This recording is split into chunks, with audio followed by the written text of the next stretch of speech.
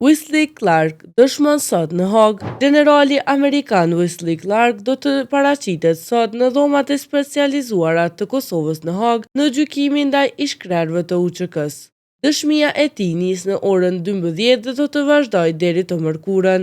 Clark pritet të flasë për rolin e tij në Kosovë gjatë viteve 1998-1999 për konferencën e Rambujës, për vëzhgimet e tij mbi UÇK-n dhe për rolin që Hashim Thaçi pati në demilitarizimin e saj pas luftës.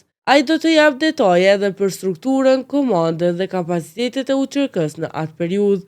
Generali do të dëshmojë edhe për aktet e dhunës të kryera nga forcat serbe dhe ato shqiptare në Kosovë, si dhe për mundësinë e komandantëve të UÇK-s për t'i parandaluar ato.